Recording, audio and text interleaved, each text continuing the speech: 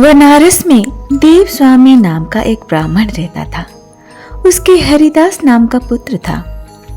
हरिदास की बड़ी सुंदर पत्नी थी, नाम था लावण्यवती।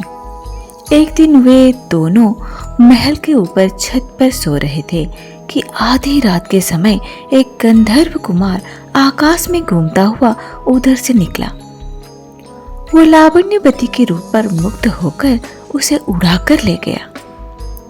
जागने पर हरिदास ने देखा कि उसकी स्त्री नहीं है, तो उसे बड़ा दुख हुआ और वो मरने के लिए तैयार हो गया।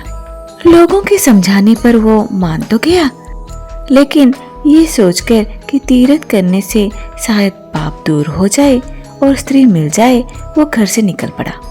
चलते चलते वो किसी गांव में एक ब्राह्मण के घर पहुंचा। उसे भूखा देख ब्राह्मणी ने उसे कटोरा भरकर खीर दी और तालाब के किनारे बैठकर खाने को कहा। हरिदास खीर को लेकर एक पेड़ के नीचे आया और कटोरा वहां रखकर तालाब में हाथ मुंह धोने गया। इसी बीच एक बाज किसी सांप को लेकर उसी पेड़ पर आ बैठा।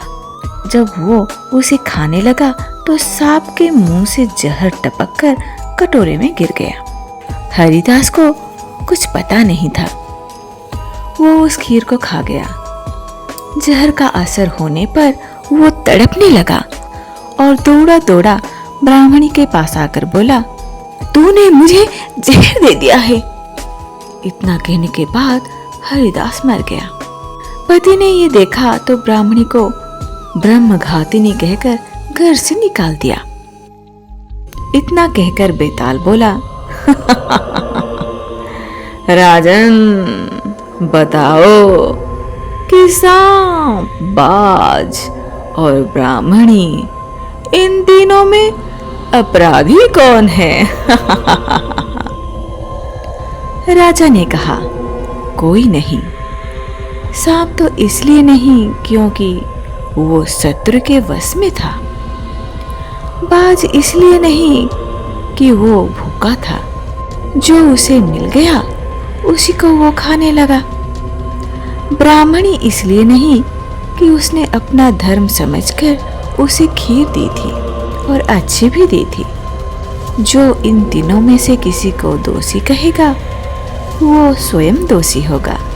इसलिए अपराधी ब्राह्मणी का पति था, जिसने बिना विचारे ब्राह्मणी को घर से निकाल दिया। इतना सुनकर बेताल फिर पेड़ पर जा लटका और राजा को वहां जाकर उसे लाना पड़ा। बेताल ने चलते चलते एक नई कहानी सुनाई।